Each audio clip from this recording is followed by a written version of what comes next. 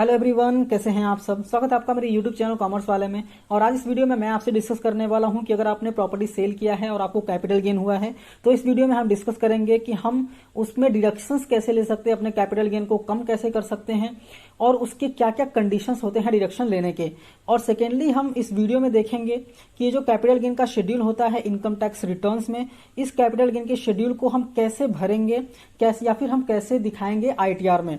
तो आइए स्टार्ट करते हैं। स्टार्ट करने से पहले अगर आप इन चैनल को सब्सक्राइब नहीं किया है तो सब्सक्राइब कीजिए, बेल आइकन प्रेस कीजिए। बेल आइकन प्रेस करने के बाद आपको ऑल पे क्लिक करना है ताकि मैं जब भी वीडियोस को अपलोड करूं तो उसके नोटिफिकेशन आपको मिल सके। तो आइए स्टार्ट करते हैं। तो यहाँ पे फॉर एग्जाम्पल अगर आपने जो हाउस प्रॉपर्टी बेचा है उसका जो सेल वैल्यू है वो है 85 लैक्स, आपने जो परचेज किया था उससे तो उसका वैल्यू था 45 लैक्स। तो आपको जो कैपिटल गेन हुआ है, जो प्रॉफिट हुआ है वो हो जाता है 40 लाख का। तो अभी हम देखेंगे जो कंडीशंस हैं वो क्या है डिडक्शंस लेने के।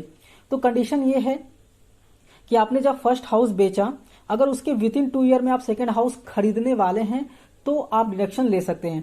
ध्यान दीजिए, अगर आप ऐसे डिडक्शन लेने वाले हैं तो second house with in 2 years में खरीदना ही है। अगर आप नहीं खरीदते हैं विद इन 2 ईयर्स तो आपका जो ये कैपिटल गेन आपने डिडक्शन ले लिया है उसका रिवर्स कैलकुलेशन हो जाता है और आपको टैक्स पे करने के लिए आता है।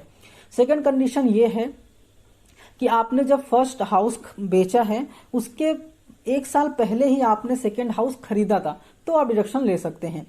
थर्ड कंडीशन ये कहता है कि यू आर कंस्ट्रक्टिंग हाउस, आप कोई हाउसिंग कंस्ट्रक्ट कर रहे हैं, ओके, और वो कंस्ट्रक्शन जो है विद इन 3 ईयर्स में कंप्लीट होने वाला है तो आप डिडक्शन ले सकते हैं। यहाँ पे कुछ नोट करने वाली बात यह है कि आप कंस्ट्रक्ट कर रहे हैं या फिर परचेज कर रहे हैं, सिर्फ एक हाउस प्रॉपर्टी का ही आप डिडक्शन ले सकते हैं और ये कंडीशन अगर सेटिस्फाई होता है तो। एंड सेकेंड पॉइंट सबसे इंपॉर्टेंट है, आपने न्यू हाउस खरीदा, उसका डिडक्शन ले लिया, तो वो जो न्यू हाउस आपने खरीदा है वो विद इन 3 ईयर के अंदर आप उसे बेच नहीं सकते। अगर आपने विद इन 3 ईयर में अगर आपने बेचा है तो जो आपने डिडक्शंस लिया है उसका रिवर्स कैलकुलेशन हो जाएगा और आपको जो है टैक्स का पेमेंट करने को आ सकता है। यहाँ पे आप एग्जाम्पल के थ्रू देख लेते हैं, जैसा कि ऊपर एक एग्जाम्पल लिया था मैंने 85 लैक्स, 45 लैक्स एंड 40 लैक्स। तो हम यहाँ पे देख लेते हैं। फॉर एग्जाम्पल 2 कंडीशंस है यहाँ पे, 2 सिनेरियो है यहाँ पे कि आपने 40 लाख का कैपिटल गेन है, आपको 40 लाख का कैपिटल गेन है। आपने जो रेसिडेंशियल हाउस प्रॉपर्टी में इन्वेस्ट किया है वो पहले आपने 25 लाख का इन्वेस्टमेंट किया है एंड दूसरे में आपने 50 लाख का इन्वेस्टमेंट किया है। अगर आपने 25 लाख का इन्वेस्टमेंट किया है तो जो 15 लाख बचता है कैपिटल गेन का वो टैक्सेबल हो जाता है, आपको उस पर टैक्स भरना पड़ता है। और अगर आपने 50 लाख किया हुआ है, दैट मीन्स 40 लाख से एक्स्ट्रा और किया हुआ है तो आपका कैपिटल गेन जो है वो नील हो जाता है।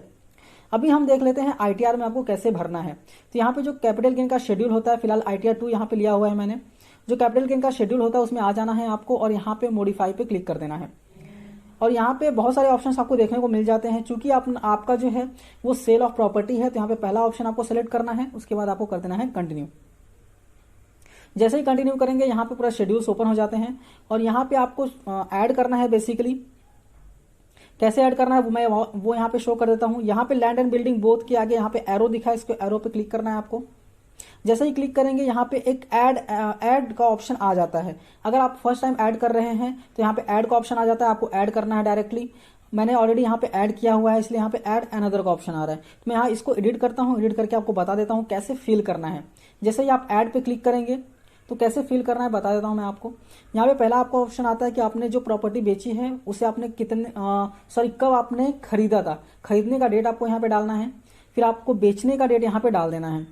डेट डालने के बाद जैसे आप कैलकुलेट पे क्लिक करेंगे यहाँ पे बता देगा कि आपका जो पीरियड है वो मोर देन 24 मंथ्स है, इसलिए आपको लॉन्ग टर्म कैपिटल गेन लगेगा। ओके, फिर नीचे स्क्रॉल डाउन करेंगे तो यहाँ पे पूछता है full value of consideration, that means आपने कितने में सेल किया था। यहाँ पे 85 लाख डाल दिया है मैंने। फिर वापस नेक्स्ट क्वेश्चन ये आता है कि स्टैंप ड्यूटी वैल्यूएशन अथॉरिटी जो है उनके हिसाब से कितना वैल्यू है, तो यहाँ पे वो वैल्यू आप डाल दीजिए। अगर आपको यहाँ पे स्टैंप ड्यूटी जो वैल्यूएशन अथॉरिटी है अगर उसका वैल्यू आपको मिलता है तो वो डाल दीजिए, अदरवाइज 85 लाख जो आपने जितने में सेल किया वो आपको यहाँ पे डाल देना है। उसके बाद नीचे क्वेश्चन आता है cost of acquisition, that means आपने कितने में खरीदा था।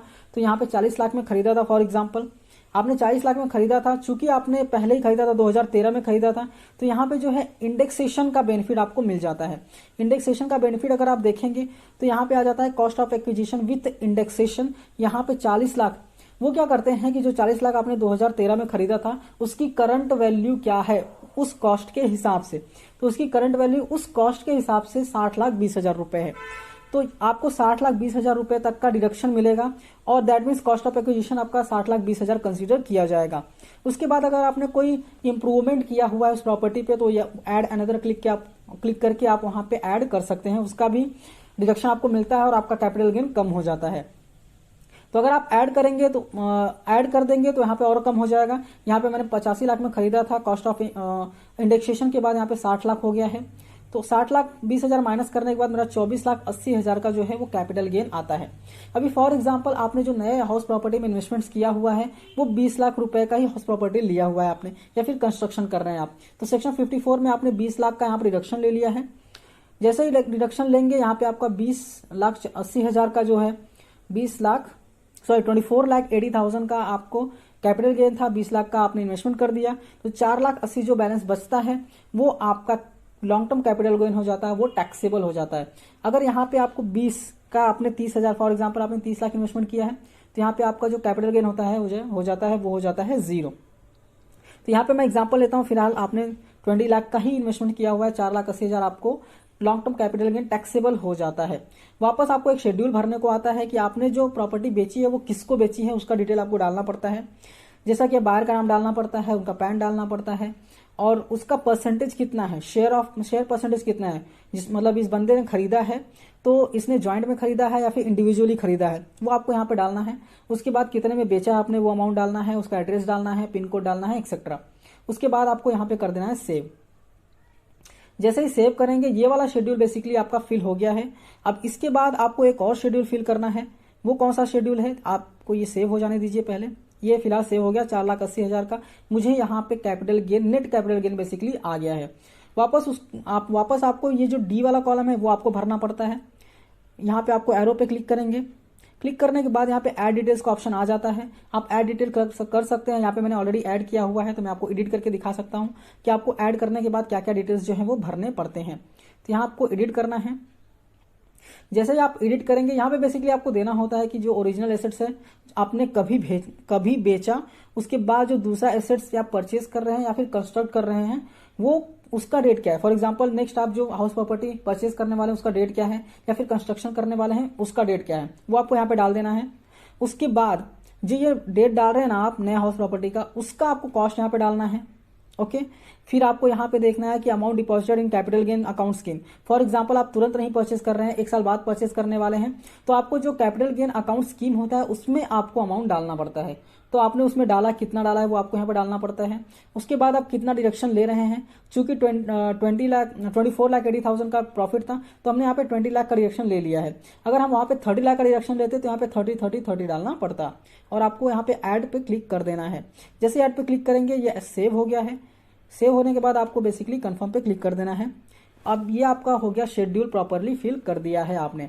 तो आई होप आपको ये समझ में आ गया होगा कैसे फिल करना है। फिर भी कोई डाउट है कैपिटल गेन में तो आप मुझे डेफिनेटली कमेंट करिए, और आपको capital gain, other capital gains के बारे में भी जानकारी चाहिए तो आप प्लीज कमेंट कीजिए, मैं डेफिनेटली उस पर एक वीडियो बना दूंगा। आई होप ये वीडियो आपको समझ में आ गई होगी। ITR 1 and ITR 4 offline and online अगर आपको फाइल करना है तो यहाँ आई बटन पे लिंक कर दिया है, पूरा डिटेल में प्रोसेस बताया है, आप वीडियो देख के फाइलिंग कर सकते हैं। तो thank you for watching and all the best.